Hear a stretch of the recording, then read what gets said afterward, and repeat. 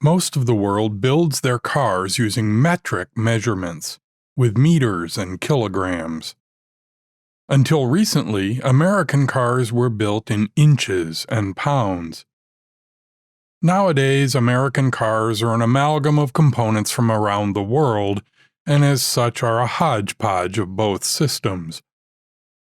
To work on these cars, you need two sets of tools, standard and metric. No repair shop would be caught with just one, and no tool company builds just one either. The same is true in the computer world. The brains that run personal computers come in a lot of flavors. Intel forged the way with the x86 chips. These tiny masterpieces were the core of the IBM PC and all the myriad compatible machines from Dell, HP, and so on. But the 1990s, the start of the PC era, were a fluid time for hardware. Digital equipment had their Alpha chips, and Silicon graphics machines used their MIPS chip.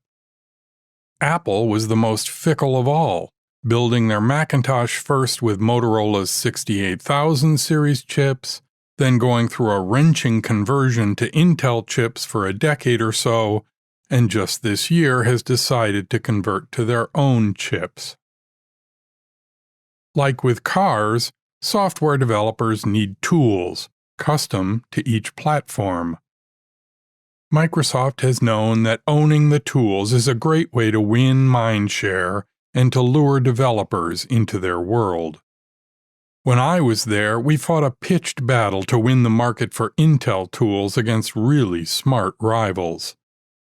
I was tasked with leveraging that win to all the other chips by building tools for the array of alternatives. The complexity of this problem haunted me. There were at least 4 different variants with more on the list, and each would need a complete set of tools. Tools that would build software for each chip and even across from one platform to another. Tools built using tools we hadn't built yet.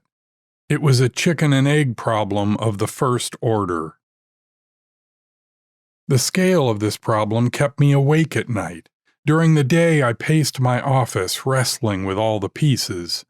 I would wonder aloud to my ever-patient admin, Jill, about the details and rant about how we'd never get it done.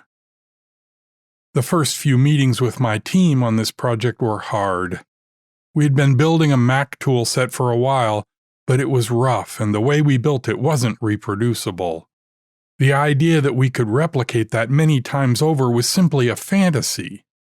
I remember flailing at my team in one meeting, yelling, "You just don't get it!" I was defeated as I walked back to my office, certain that we were headed for failure. That's when Jill quietly turned to me and said, "They're not inside your head." And that's what this is all about.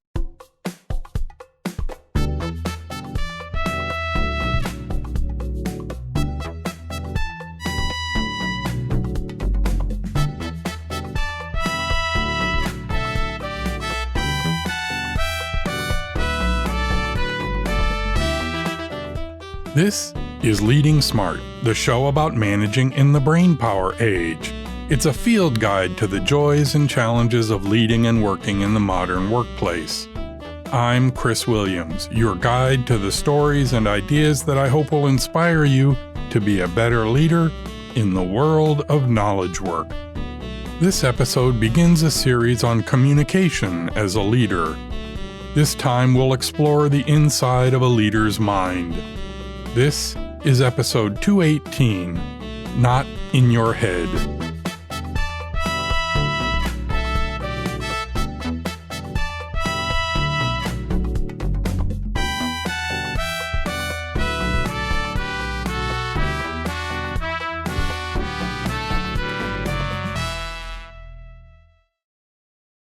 One of the coldest realities you learn as an adult is that you can't really know what's in someone else's head. Anyone who's been in a personal relationship has found themselves wondering, what are they thinking? Who among us hasn't been left vacant by, "What do you mean what's wrong? I'm fine." and every parent of an infant or owner of a pet has pleaded to know what's really bothering them. The same is true in the workplace. Every leader at some point has wondered if the team is really with them. Do they believe in the vision? Do they share my passion for the project? Are they buying what they're being sold? If only you could get in their head. It's worse on the downside. Leaders see things that just don't feel right, numbers that are foreboding, messages that seem off, team interactions that seem broken. They wonder if they're making something from nothing, if it's all in their own head.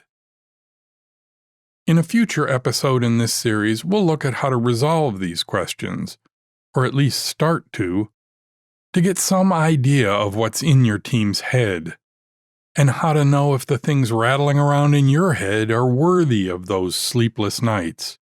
We'll look into getting great feedback and understanding where things truly stand. In this episode, however, I want to look from the other side, from the team's perspective, to see how badly they want in your head, but frustratingly can't get there.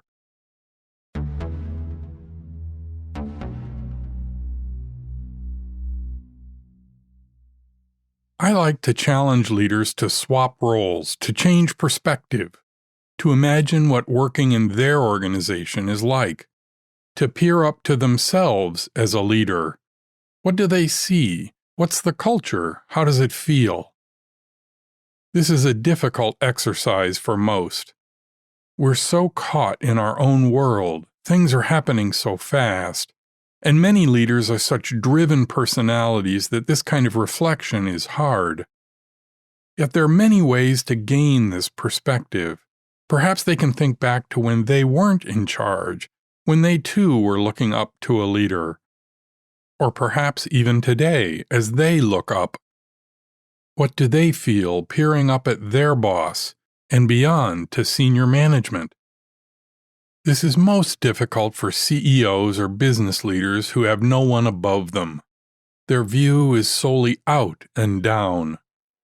And it's doubly difficult for people who've never worked for anyone else.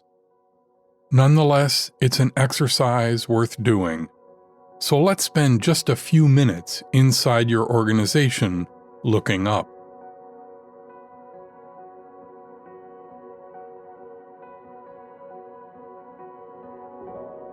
Whether you're a newbie or an old hand, the view upwards in an organization doesn't change much, but the perspective can. Looking up, you see that your boss has the power. They set the agenda, they make the tough decisions. They manage the budget, give out the promotions, hire and fire. Sure, everyone is a leader, they say. You can put in your 2 cents, make your case, but ultimately the boss decides who really gets heard. In many ways, it's not that different than a personal relationship. You wonder what they're thinking. You ponder what's really bothering them. Why did your boss blow up in that meeting? What did I say? Do they hate me now? Should I be looking for another job? In the absence of a real narrative, stories are crafted. The lunch table is abuzz with theories. Notes are compared. Tea leaves are examined. Speculation is the norm. In this vacuum, every little clue is taken as gospel. When the boss makes a simple comment in passing, maybe we should do less of that, it blows up. Soon the entire team is warning each other, whatever you do, don't do that, the boss hates that. And when the boss comes in with the latest crisis on their mind, the whole team valiantly rises to meet it. So desperate to be in good graces, everyone juggles priorities to address the newest need. People try to help each other. Why are you doing that? Didn't you hear the boss? We need to be doing more of this. Or worse, try to sabotage their peers, sending them off on a wild goose chase. Without confirmation, who's to know? Again, the boss arrives with the latest crisis, the latest mandate from above. Whipsaw and the team zigs with every zag, thrashing this way and that. until, of course, they shut down. No longer sure what's real, what's a crisis, what really needs to get done. The boss, frustrated with the lack of progress, gets more animated, more upset, more aggressive. They lash out at the nearest unlucky soul. Witnesses soon recount this as evidence that yes, the boss really does hate some people. The team shuts down even further. They haven't the slightest idea what the boss really wants, what the priorities are, what is real, what is fiction. And why? Because the boss keeps it all bottled up, until it overflows. Maybe they're overwhelmed, maybe it's bravado. I can handle this, no need for them to be distracted by all this noise. Maybe they're just selfish. But whatever the reason, the team is in chaos, because no one knows what's in the boss's head.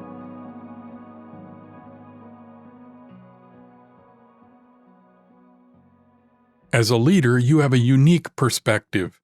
You see more of the whole picture. You have input and ideas and data they don't have. You see opportunity they can't. On the flip side, they're not wrestling with the same problems you are. You have responsibilities they don't. You have pressures they will never see and might not even understand if they did. So, what to do?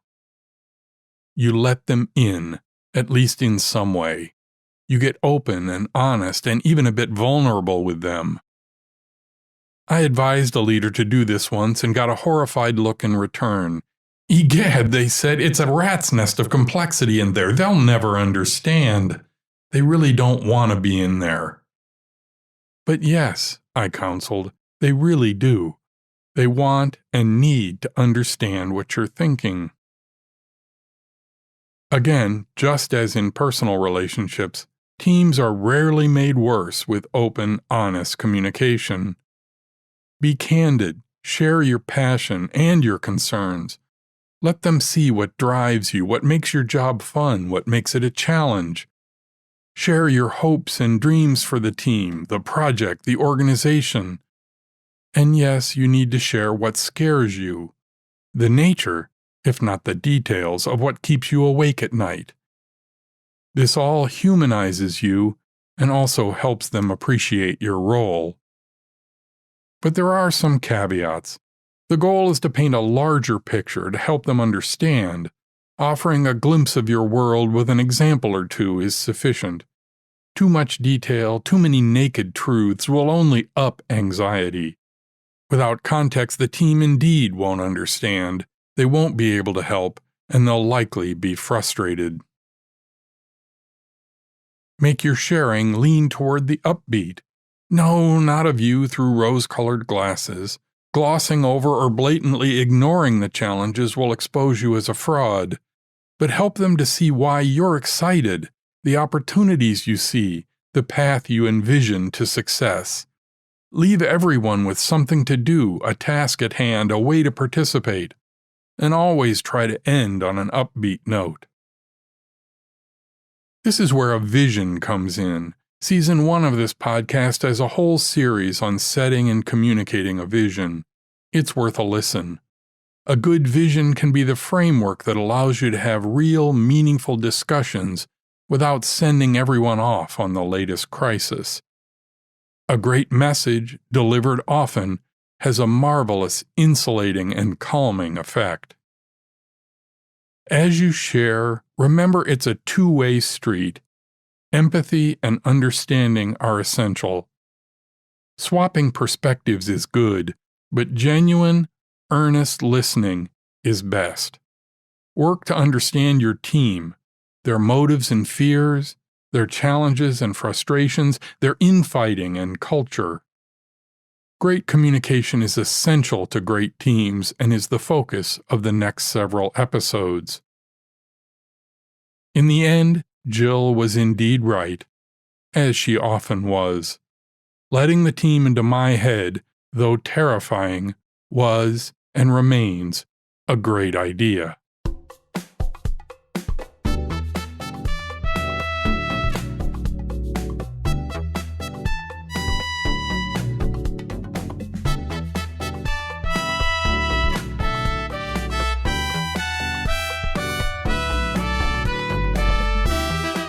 Leading Smart is from me, Chris Williams. You can find out more about the show and discover other resources for leaders at my website, clwill.com. If you like the show, please share it with your friends, especially on social media. Referrals are the greatest source of new listeners. I'd also love your feedback. I'm the CL Will on Twitter, LinkedIn, and Facebook. Or send an email to pod@clwill.com. That's it for this episode. The next episode is another of my conversations with leaders. We'll talk with Todd Nielsen, the CEO of Financial Force. I hope you'll listen. Until then, please remember that each of the several dozen decisions you make today are part of Leading Smart.